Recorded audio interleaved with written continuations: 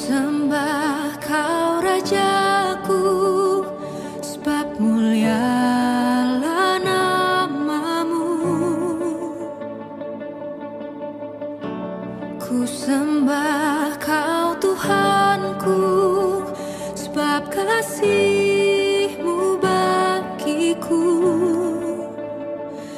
Tak ku takut dan ragu, karena Kau ada dalamku.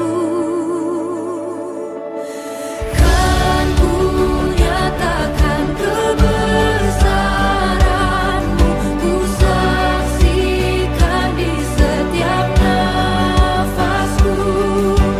Perbuatan-Mu ajaib bagiku, Yesus penyelamatku.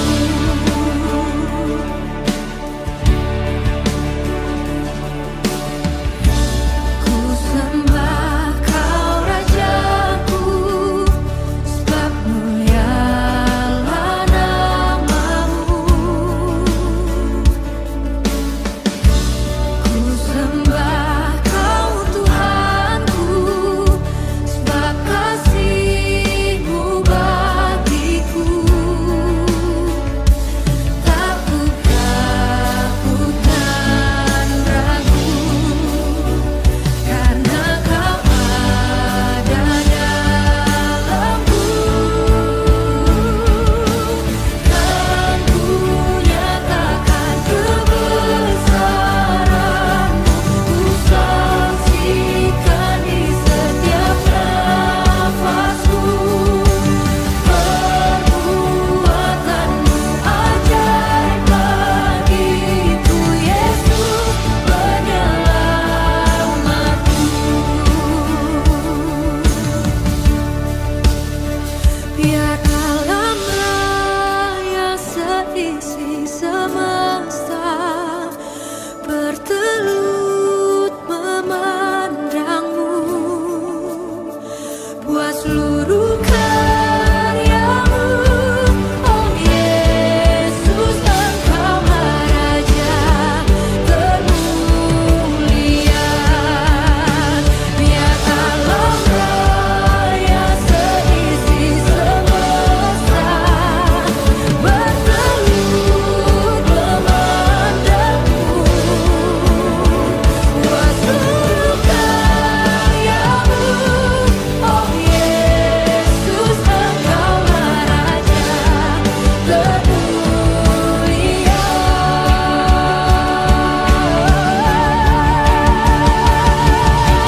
Kan ku nyatakan kebesaran-Mu, ku saksikan di setiap nafasku.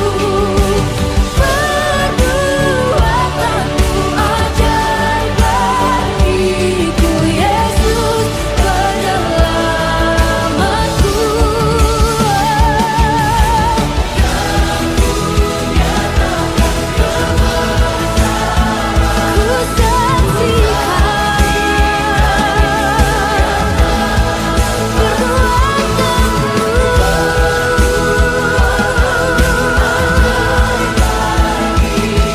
Yesus penyelamatku.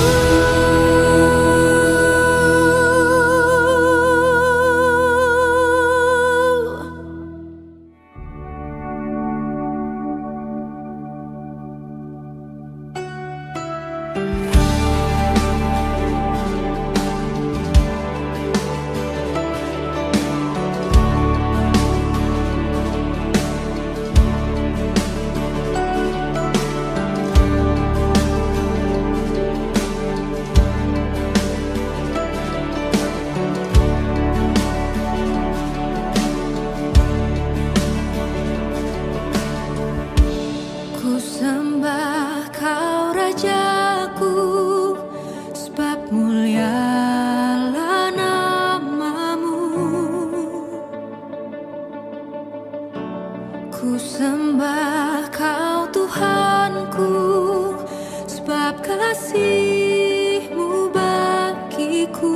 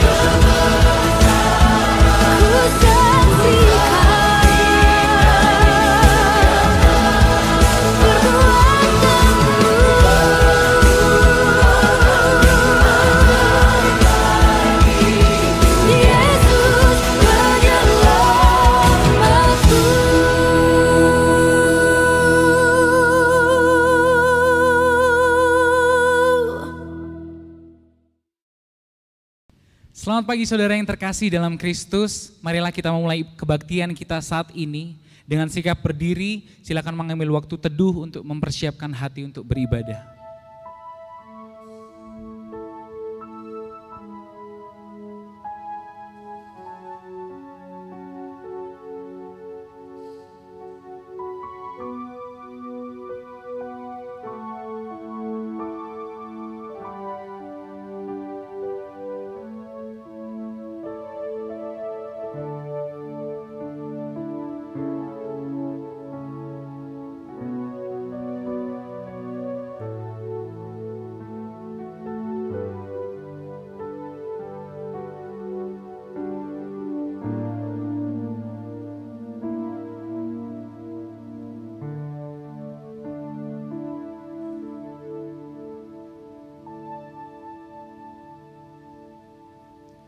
Kebaktian pagi hari ini akan kita mulai di dalam nama Allah Bapa, Allah Anak, dan Allah Roh Kudus. Amin.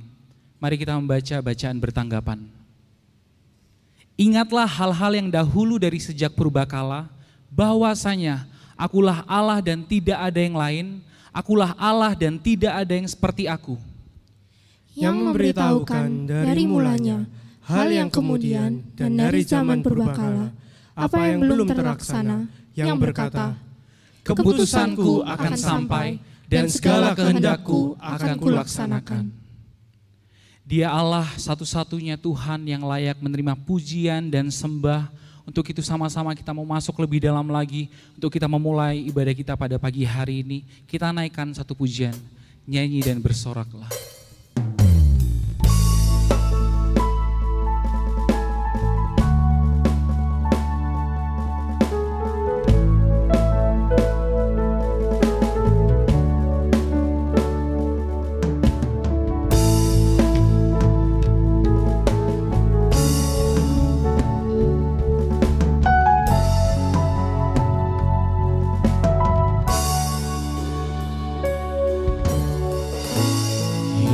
Yesusku, penyelamatku, tiada yang seperti Engkau.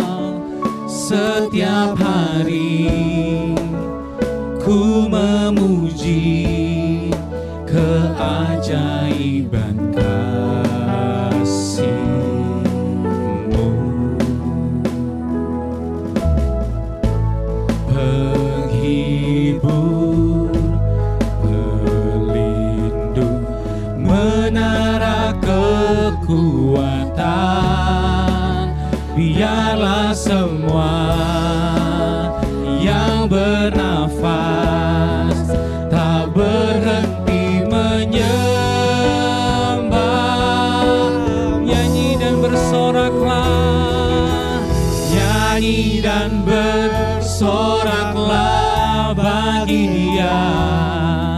Pujian, hormat, kuasa bagi Raja. Gunung tunduk, laut bergelora mendengar nama-Mu. Ku bersuka atas perbuatan-Mu, selamanya ku kasihi Engkau Tuhan. Tiada janji seperti yang ada padamu.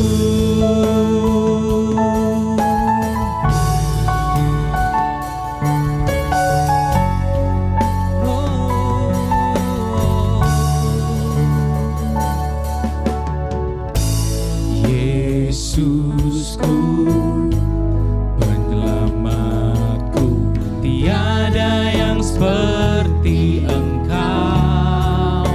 Setiap hari ku memuji keajaiban kasih-Mu.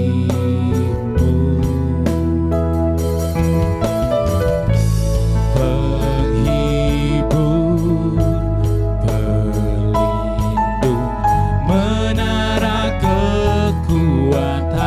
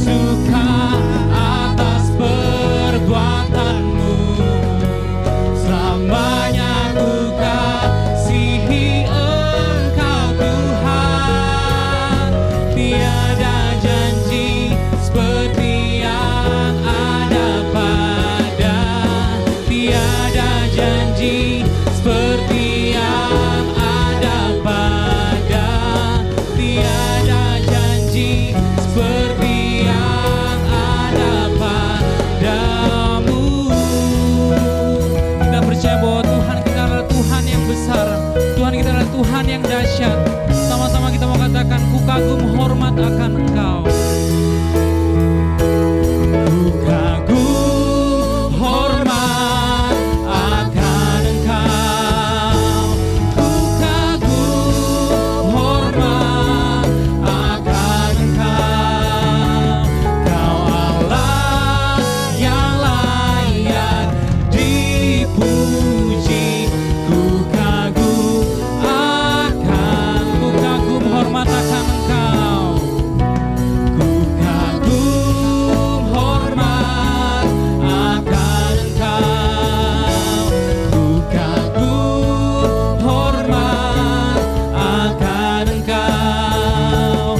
Kau Allah yang layak dipuji. Ku kagum akan Engkau. Ku kagum akan Engkau. Ku kagum akan Engkau.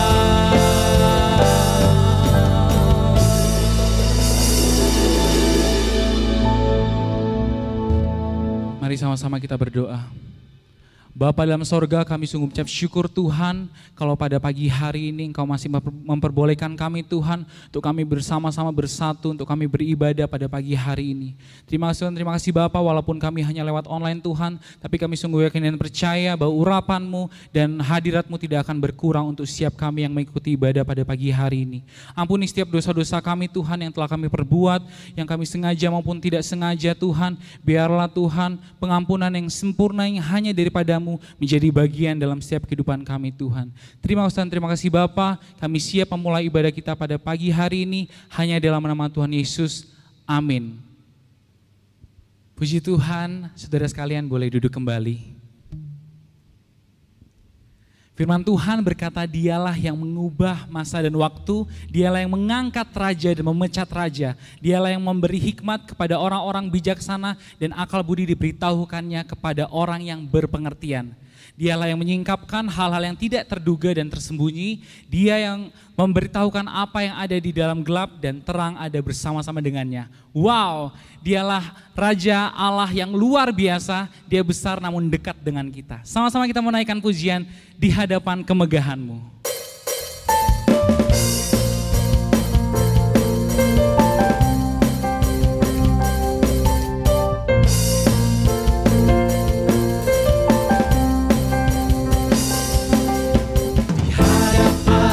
Kemegahan-Mu ku datang menyembah-Mu, membawa hatiku, membawa hidupku. Ku teringat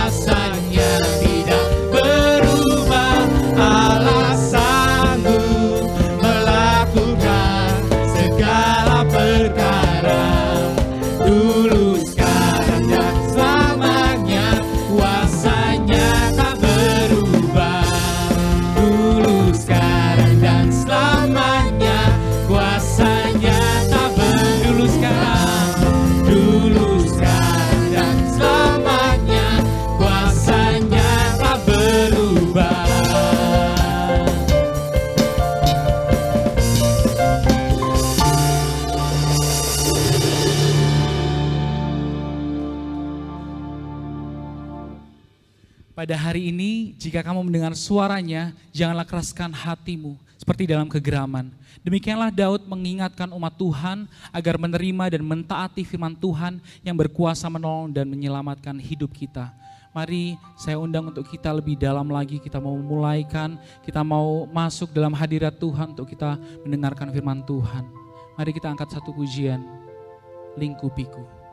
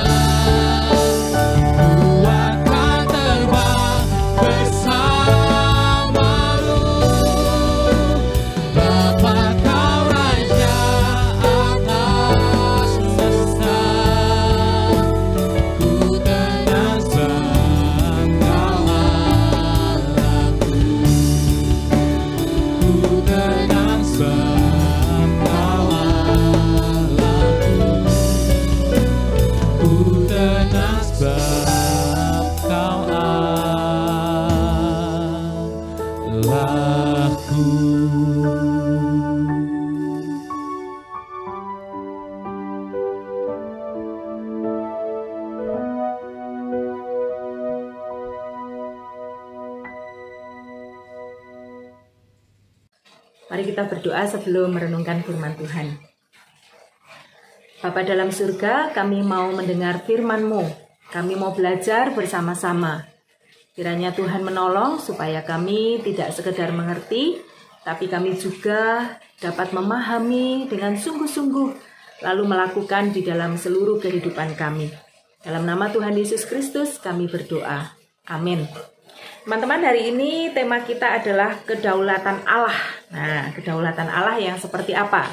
Khusus di dalam renungan hari ini, saya mau mengajak kalian untuk melihat kedaulatan Allah yang tercermin dalam kitab Mazmur 23. Nah, pasti kalian tahu apa isi Mazmur 23. Tapi sebelum kita baca sama-sama, saya mau mengajak teman-teman untuk melihat lagi definisi kedaulatan Allah itu sebenarnya apa sih?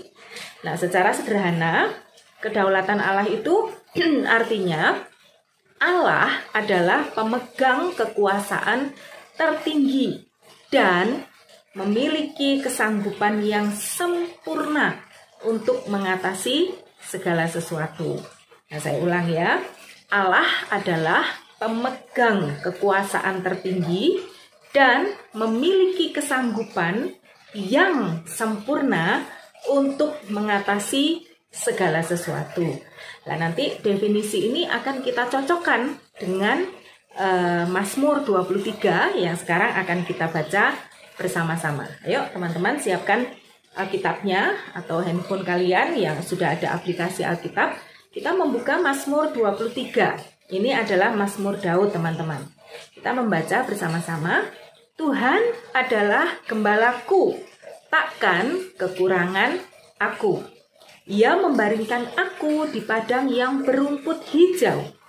Ia membimbing aku ke air yang tenang. Ia menyegarkan jiwaku. Ia menuntun aku di jalan yang benar oleh karena namanya. Sekalipun aku berjalan dalam lembah kekelaman, aku tidak takut bahaya, sebab Engkau besertaku. Gadamu dan tongkatmu, itulah yang menghibur aku. Engkau menyediakan hidangan bagiku di hadapan lawanku. Engkau mengurapi kepalaku dengan minyak, pialaku penuh melimpah. Ayat yang ke-6. Kebajikan dan kemurahan belaka akan mengikuti aku seumur hidupku, dan aku akan diam dalam rumah Tuhan sepanjang masa. Nah, teman-teman, di ayat ini, di ayat-ayat yang sudah kita baca, sekarang kita akan melihat kedaulatan Allah itu seperti apa terlihatnya. Kita akan melihat kedaulatan Allah itu seperti apa. Kita mulai dari ayat 1 sampai dengan ayat yang ketiga. Dikatakan di sana, Tuhan adalah gembalaku, takkan kekurangan aku. Ia membaringkan aku di padang yang berumput hijau. Ia membimbing aku ke air yang tenang. Ia menyegarkan jiwaku. Ia menuntun aku di jalan yang benar oleh karena namanya. Dari ayat 1 sampai 3 ini teman-teman, kita akan melihat bahwa Dia adalah Allah yang berdaulat di tengah kekurangan. Loh, tadi di ayat ini kita bilang ada suara ayat di bagian ini dikatakan takkan kekurangan aku. Nah, kata takkan kekurangan aku ini justru terjadi ketika Allah telah menyatakan kedaulatannya. Nah, gambarannya begini teman-teman. Seperti halnya seekor atau kawanan domba, sebenarnya kita ini bisa ada satu posisi, satu masa, kita itu adalah orang-orang yang serba tidak mampu.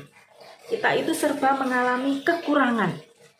Dan disitulah Allah sebagai gembala itu menyatakan kedaulatannya. Saya itu masih ingat waktu berkesempatan pergi ke Israel itu ya. Kita kan naik satu grup itu, kita naik bus gitu ya, naik bus di perjalanan yang sangat panjang. Di kanan kiri itu hanya ada gunung-gunung batu gitu ya, gunung-gunung batu yang sangat tinggi dan gersang sekali. Karena waktu kami ke sana memang bukan musim dingin gitu ya, tapi musim kemarau yang sangat panas gitu. Nah, waktu kami menaiki bus di sana, tiba-tiba ada segerombolan domba gitu, segerombolan domba yang lewat gitu. Nah, itu kan kalau melihat kondisi seperti itu rasanya aneh gitu. Ini domba-domba tapi ada di pegunungan yang serba gersang gitu. Lalu akhirnya tour guide-nya itu cerita, teman-teman. Tour guide-nya bilang begini, kalau kita melihat domba-domba itu kan ngeri gitu ya. Ini sudah bukit-bukit batu, belum lagi kalau di musim panas seperti itu ular itu menjadi ancaman, belum lagi juga tidak terlihat teman-teman, tidak terlihat ada rumput, ada air gitu ya. Tapi tour guide-nya ini bilang, nah disinilah letak tugasnya seorang gembala. Seorang gembala itu akan melakukan tugasnya dengan baik demi domba-dombanya yang tidak mampu ini untuk mencari rumput sendiri. Apa yang dilakukan? Yang dilakukan adalah gembala ini sehari sebelumnya minimal gitu ya, sebelum mengajak domba-dombanya untuk menemukan rumput-rumput, sebenarnya gembala ini akan pergi duluan. Mereka akan cari duluan sampai menemukan rumput, menemukan air, menemukan tempat yang nyaman. Baru keesokan harinya dia akan membawa kawanan domba itu untuk berada di tempat yang sudah dia cari sebelumnya. Nah teman-teman, ini sesuatu yang luar biasa gitu. Dan Daud sebagai seorang gembala tahu bahwa tugasnya seperti itu. Sehingga ketika dia menuliskan ayat 1-3, Tuhan adalah gembalaku, takkan kekurangan aku. Kenapa kok bisa nggak kekurangan? Apakah semuanya serba tersedia dengan gampang? Enggak. Karena ada kedaulatan Allah yang dinyatakan pada saat kita kekurangan. Pada saat domba itu kekurangan, justru Allah di dalam kedaulatannya dia menunjukkan, nih loh aku bisa melengkapi kebutuhanmu pada saat kamu berada di dalam kekurangan. Nah, Allah memperkenalkan diri karena dia sebagai pribadi yang berdaulat, dia Allah yang luar biasa. Kepada kita dia menyatakan bahwa karena aku berdaulat, aku bisa mengatasi segala kekuranganmu. Nah, di dalam gambar yang saya tampilkan ini pasti teman-teman tidak asing lagi. Ada satu pemandangan antara Daud dan Goliat. Jelas kalau di dalam gambaran ini, Daud adalah sosok yang kekurangan dong. Kekurangan apa ya? Kekurangan skill, iya gitu ya. Meskipun dia sudah punya skill, pernah mengalahkan singa ataupun binatang buas yang berusaha mau mengganggu kawanan domba yang dia gembalakan. Tapi dibandingkan dengan Goliat, yang ada sebenarnya kekurangannya itu terlihat lebih besar kan. Jadi kekurangan Daud itu sebenarnya terlihat lebih besar. Tetapi justru ketika Daud berada di dalam kekurangan itulah dia mengandalkan Allah. Kenapa mengandalkan Allah? Karena Allah berdaulat. Ingat definisi kedaulatan tadi apa? Bahwa Allah itu memiliki kekuasaan tertinggi dan dia memiliki kesanggupan yang sempurna untuk mengatasi segala sesuatu. Dalam hal ini mengatasi apa? Ya kekurangan yang seperti diceritakan oleh Daud ini. Maka di dalam gambar yang kita lihat bersama, kita tahu semua endingnya. Ending dari kedaulatan Allah yang dinyatakan kepada Daud, yang meskipun Daud adalah sosok yang kekurangan, sebenarnya banyak minusnya dibandingkan Goliat. Tapi ternyata Daud mengalami kemenangan. Teman-teman, bagaimana dengan kehidupan kita? Kadang-kadang kita mungkin merasa, duh aku ini penuh dengan kekurangan. Aku ini nggak mampu.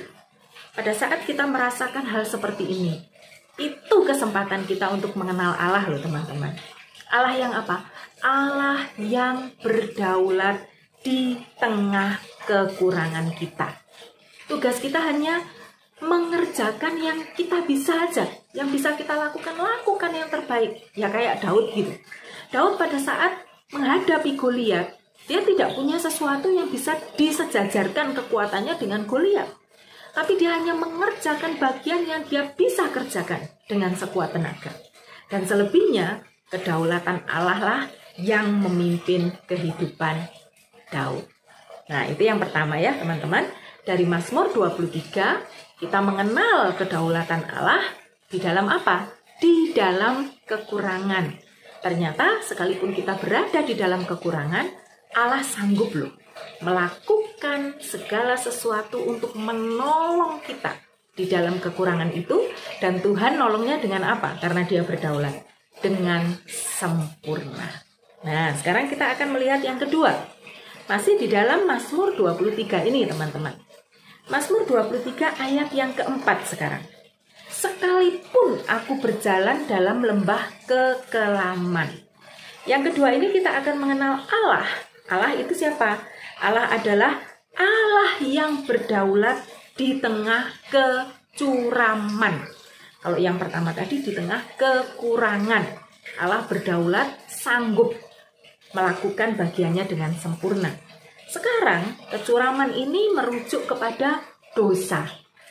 Bukankah ketika kita berada di dalam dosa, kita seperti masuk di dalam lembah yang curam? Di manakah kedaulatan Allah? Kedaulatan Allah dinyatakan, teman-teman.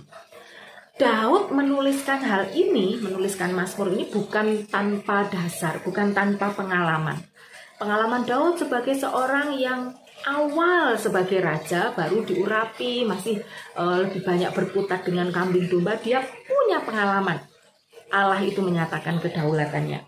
Nah, pada saat dia menjadi raja, dia juga punya pengalaman. Dia pernah jatuh di dalam dosa, dia pernah berada di dalam kecuraman. Dalam keadaan kecuraman akibat dosa pun, Allah itu berdaulat. Dia sedia menolong dengan sangat sempurna. Tentu saja harus ada langkah-langkah kooperatif gitu. Kalau Daud tidak bekerja sama dengan Allah untuk bisa membereskan kecuraman ini, ya nggak bisa. Sama seperti cerita di dalam kisah tentang domba yang hilang. Teman-teman ingat kan? Ketika domba itu hilang, dia masuk ke jurang. Ya gembala ini mencari, tapi dia juga menyambut. Dia mau disongsong oleh gembala ini untuk diangkat. Nah, dalam gambar yang saya pasang di situ, kita lihat bahwa itu adalah peristiwa ketika Daud berada di dalam kecuraman akibat dosa. Kita semua juga bisa jatuh di dalam dosa. Daud seorang raja bisa jatuh dalam dosa, dan pada saat itu kedaulatan Allah itu dinyatakan. Lewat siapa? Lewat seorang nabi yang menegur dosa Daud, karena Daud sudah melakukan dosa yang sangat keji. Dia mengambil istri Uria untuk dijadikan miliknya, padahal itu berarti satu kesalahan, satu dosa yang besar. Dan pada saat dia sudah jatuh di dalam dosa, setelah Uria itu kemudian mati dengan segala rancangan yang dia buat, perhatikan, kecuraman yang dialami oleh Daud itu begitu dalam. Tapi kedaulatan Allah dinyatakan dengan mengirim seorang nabi, Nabi Nathan, untuk apa? Menegur dia.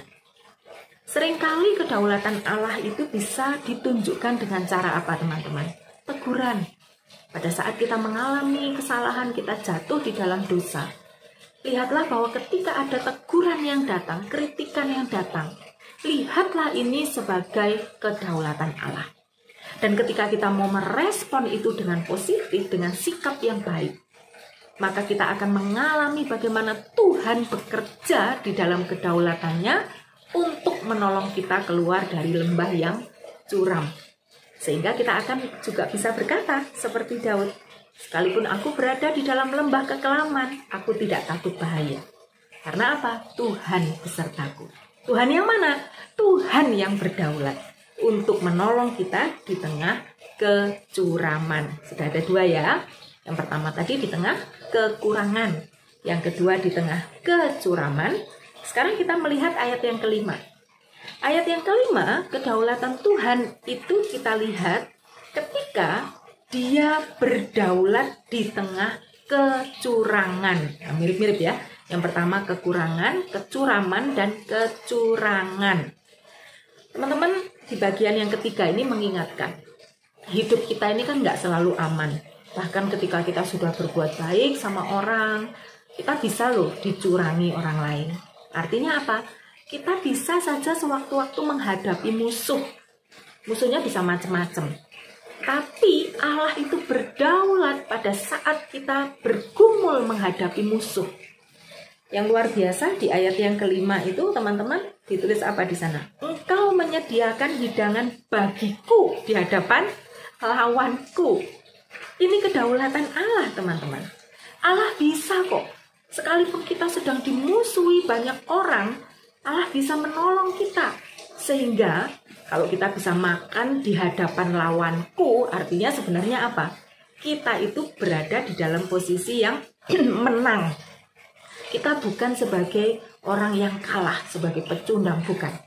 Kalau sampai kita bisa sehidangan, semeja, sehidangan dengan musuh, berarti kita posisinya apa?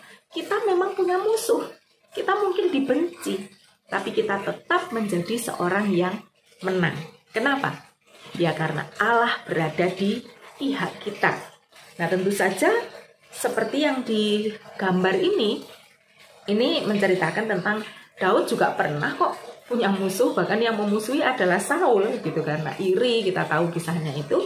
Tapi karena Daud tetap mengandalkan Allah, dia tidak mau menempuh caranya sendiri di dalam menghadapi musuh.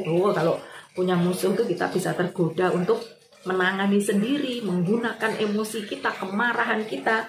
Dalam gambar itu kan jelas sebenarnya. Waktu Daud dikejar-kejar, Daud mau dibunuh. Loh, kemudian kok ya Daud punya kesempatan untuk mendekat kepada Saul. Dan Saul berada dalam posisi yang lengah sebenarnya. Kalau Daud mengandalkan kekuatannya sendiri, wah sangat mudah dia bisa membunuh Saul.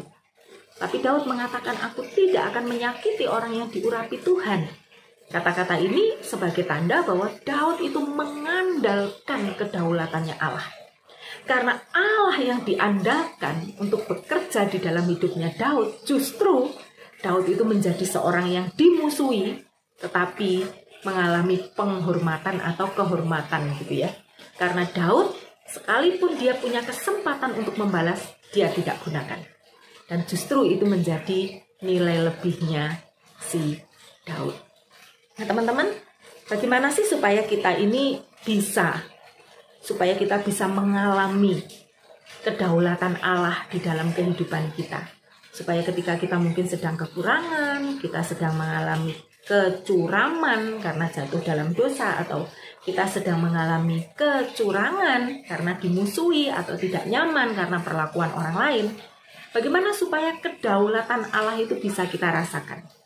Kedaulatan Allah bisa kita rasakan kalau kita mengambil intisari dari ayat yang ke-6. Jadi semua ayat ini penting buat kita.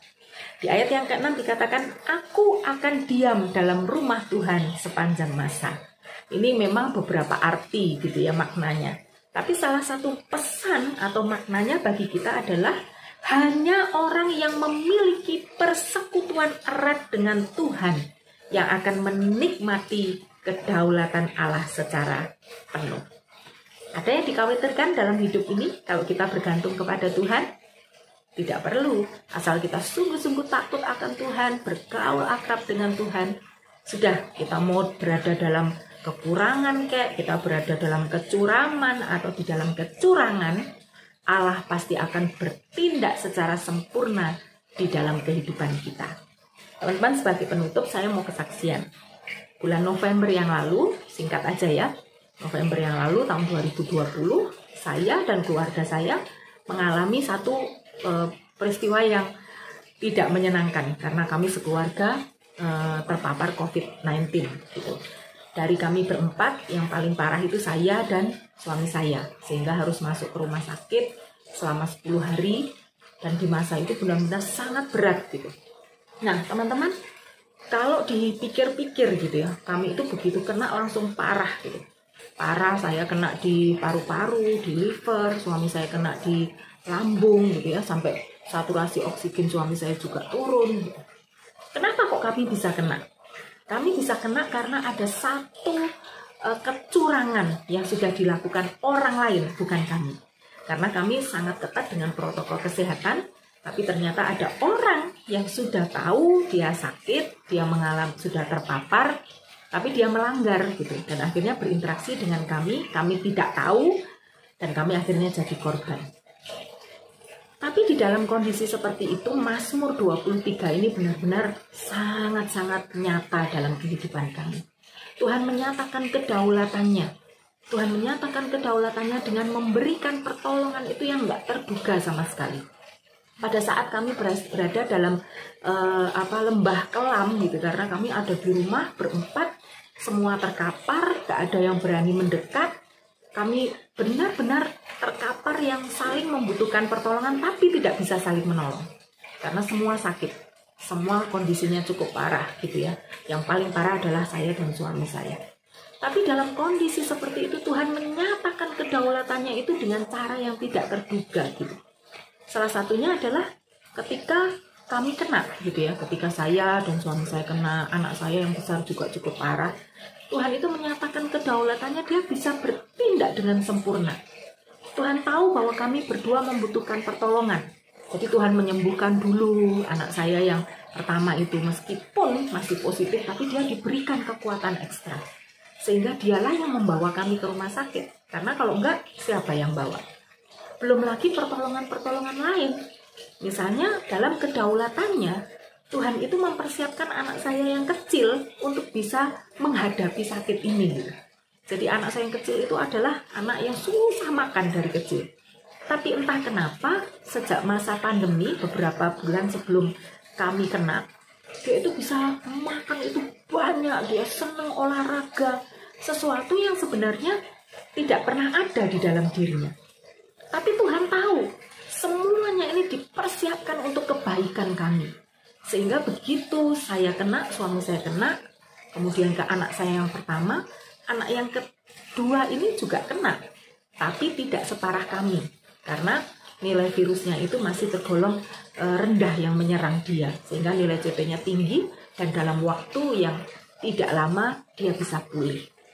Teman-teman, waktu melihat kondisi seperti ini, termasuk ketika saya dan suami saya saling kepikiran, nggak bisa merawat, tapi kami ini sama-sama sakit. Kalau kami saling kepikiran kan imunitasnya turun gitu. Tuhan itu bukakan jalan gitu sampai kami akhirnya bisa satu kamar di rumah sakit. Sehingga kami bisa saling memperhatikan meskipun nggak bisa saling merawat. Itu hal-hal kecil yang tidak terduga oleh kami. Dan itu adalah saat dimana kami benar-benar dalam lembah kekelaman. Kami bisa saja tidak tertolong karena memang sangat parah. Tapi nyatanya Tuhan ingin mengatakan bahwa aku yang pegang kedaulatan itu. Jadi akhirnya apa yang bisa kita lakukan supaya benar-benar bisa merasakan kedaulatan Allah, terus menyatakan karyanya dalam hidup kita? Ya ini ayat yang ke-6. Ayat yang ke-6 dikatakan, aku akan diam dalam rumah Tuhan. Aku akan diam memiliki relasi dengan Tuhan.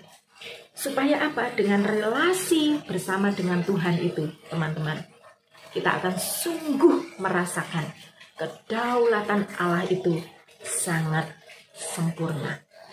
Sehingga pada saat kami terkapar, waktu anak saya bertanya, kok kita nggak fair ya? Tuhan ini nggak fair. Kita loh menjaga protokol kesehatan, hanya karena ada orang yang ceroboh, akhirnya melukai kita. Karena pada saat itu kami kenanya saat pelayanan loh teman-teman. Bukan sedang kuliner, bukan sedang jalan-jalan. Kami sedang pelayanan. Hanya ada satu orang yang sudah dilarang datang, dia datang, dan akhirnya menulari kami. Nah, teman-teman, ketika anak saya bilang, kok kayaknya nggak fair ya? Suami saya mengatakan, Tuhan itu intinya ya, Tuhan itu berdaulat atas hidup kita. Percayalah, kalau kita sungguh-sungguh bergantung kepada Tuhan, mau kita mati, kalau mati kita juga bahagia, kita ketemu Tuhan. Kalau kita hidup, ya kita bahagia, masih bisa melanjutkan pekerjaan Tuhan. Tapi kalau kita harus menghadapi sakit, kita hadapi sakit bersama-sama, kita berjuang bersama-sama, bergantung dan bersama dengan Tuhan. Dan nyatanya Tuhan adalah gembalaku sebagai bentuk kedaulatan Allah bagi setiap kita benar-benar terjadi. Selamat merasakan kedaulatan Tuhan di dalam hidupmu, teman-teman, dengan bentuk yang berbeda-beda. Percayalah, kalau relasi kita terus dekat dengan Tuhan, kita akan menikmati kedaulatan Tuhan dalam situasi apapun yang diizinkan kita alami. Kiranya Tuhan memberkati kita sekalian, dan biarlah kita sungguh hanya bergantung kepada Sang Gembala, kepada Allah yang berdaulat. Amin. Mari kita berdoa.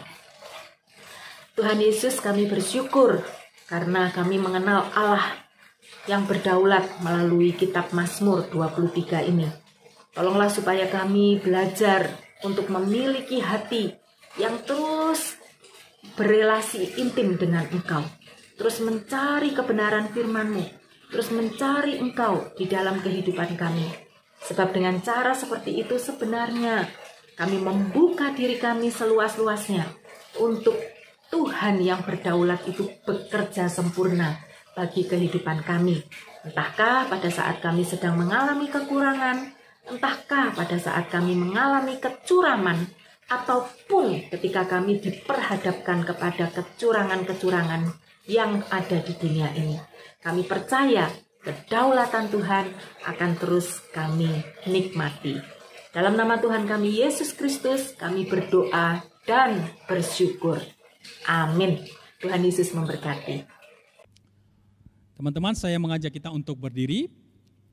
Mari kita bersama-sama mengikrarkan pengakuan iman rasuli. Aku percaya kepada Allah Bapa yang Maha Kuasa, Khalik langit dan bumi, dan kepada Yesus Kristus, anaknya yang tunggal Tuhan kita, yang dikandung dari Roh Kudus, lahir dari anak darah Maria, yang menderita sengsara di bawah pemerintahan Pontius Pilatus, disalibkan, mati dan dikuburkan, turun ke dalam kerajaan maut. Pada hari yang ketiga, bangkit pula dari antara orang mati, naik ke surga, duduk di sebelah kanan Allah, Bapa yang Maha Kuasa. Dan dari sana ia akan datang untuk menghakimi orang yang hidup dan yang mati. Aku percaya kepada Roh Kudus, gereja yang kudus dan am, persekutuan orang kudus, pengampunan dosa, kebangkitan tubuh, dan hidup yang kekal. Amin. Silakan duduk. Terima kasih kepada Evangelis Hana atas firman Tuhan yang disampaikan. Dengan hati bersyukur dan rela, marilah kita memberikan persembahan.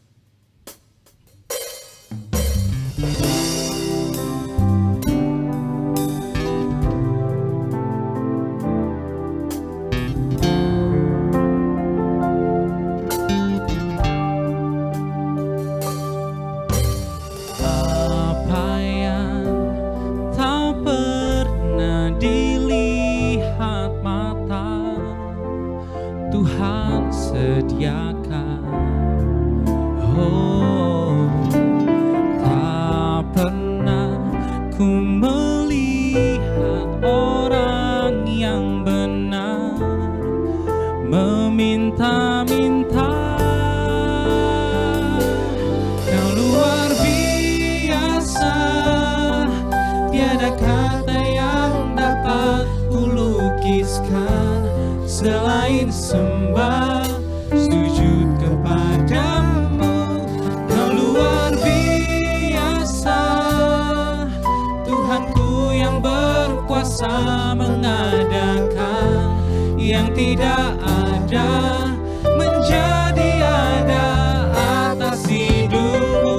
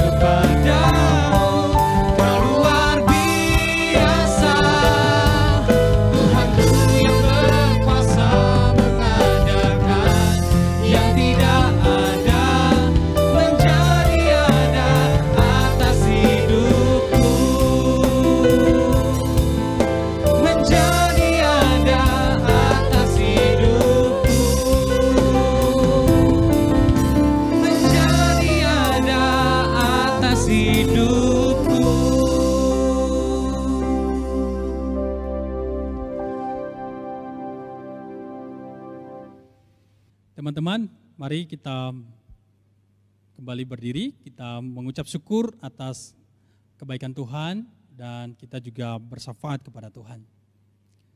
Mari kita berdoa.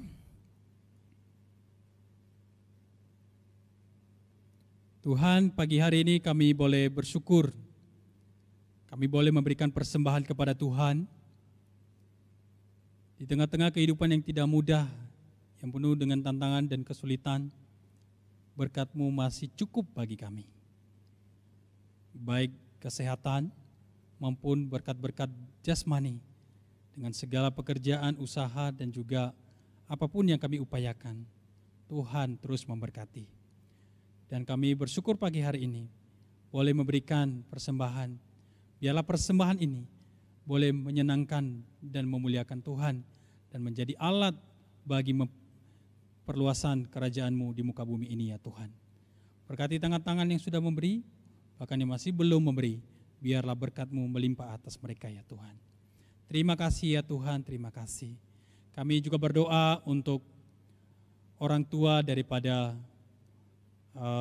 pemuda remaja ya Tuhan. Di tengah-tengah COVID pandemi ini ya Tuhan, usaha dan ekonomi mereka mungkin terjepit, terpuruk ya Tuhan. Kami mohon ya Tuhan, Engkau memulihkan. Biarlah hikmat dan bijaksana daripada Tuhan yang menolong mereka untuk boleh memulihkan ekonomi mereka dan juga diberikan kemampuan untuk boleh bekerja dengan segala upaya, dengan segala hikmat dan pengetahuan daripada Tuhan. Biarlah di tengah-tengah kesulitan ini, mereka juga boleh belajar untuk terus bersyukur dan terus mencari Tuhan dan berpegang teguh pada iman kepada Engkau ya Tuhan. Kami percaya bahwa anak-anak Tuhan yang percaya, yang mencari Engkau, mencari kerajaan-Mu dan kebenaran-Mu, maka Tuhan akan menambahkan semuanya ya Tuhan. Dan ajarlah juga anak-anak pemuda dan remaja ya Tuhan, mensyukuri kehidupan mereka. Mungkin dalam keadaan sulit, mungkin dalam keadaan terbatas secara ekonomi di tengah-tengah pandemi ini. Biarlah mereka belajar menerima semuanya ini dengan ucapan syukur. Dan mereka benar-benar kembali kepada Engkau ya Tuhan. Hamba-Mu juga berdoa ya Tuhan, untuk anak-anak remaja dan pemuda yang sedang mengikuti, mempersiapkan diri untuk tryout ujian akhir semester untuk kelas 9 dan kelas 12. Biarlah Tuhan menolong mereka, memampukan mereka untuk boleh menyelesaikan setiap tugas dan tanggung jawab mereka. Khususnya untuk anak-anak pemuda ya Tuhan, untuk yang menyelesaikan tugas akhir, skripsi dan juga tugas-tugas perkuliahan, UAS, bahkan anak-anak yang bergumul dalam pencarian kerja. Tuhan berkati, Tuhan sertai. Berikan mereka kekuatan dan kemampuan untuk boleh melewati semuanya ini. Dan biarlah mereka juga belajar terus rendah hati, mengandalkan Tuhan, mencari Engkau di dalam segala pergumulan dan di dalam segala apapun yang mereka kerjakan. Terima kasih Tuhan, kami serahkan bangsa dan negara kami. Biarlah kami terus mengalami pemeliharaan Tuhan yang sempurna di bangsa dan di negara ini ya Tuhan. Biarlah kerukunan dan damai sejahtera, ketenangan tercipta di atas negara kami ya Tuhan. Dan khususnya untuk COVID ini, kami memohon Tuhan, biarlah Engkau terus memulihkan negara ini. Biarlah kami boleh cepat kembali kepada kehidupan yang normal ya Tuhan. Dan COVID ini, pandemi ini, boleh Tuhan pulihkan, Tuhan basmi dengan kuasa-Mu Tuhan. Sehingga kami semuanya boleh mengalami kehidupan yang berkemenangan di dalam Tuhan, mengalami kehidupan yang tidak takut, tidak was-was, tidak penuh kecurigaan, sehingga kami boleh kembali pada hidup kami yang seperti sedia kala boleh hidup dengan normal ya Tuhan. Terima kasih Tuhan, terima kasih. Kami memohon dan berdoa di dalam nama Tuhan kami, Yesus Kristus. Haleluya. Amin. Saudara sekalian, mari kita akhiri ibadah kita pada pagi hari ini. Kita naikkan pujian Bapa, terima kasih.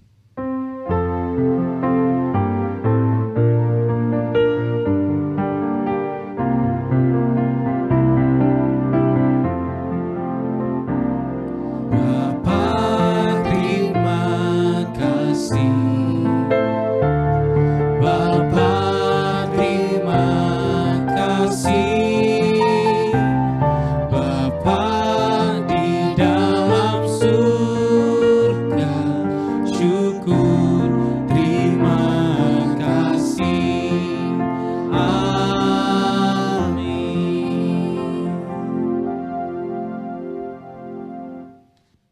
mari kita menerima berkat daripada Tuhan.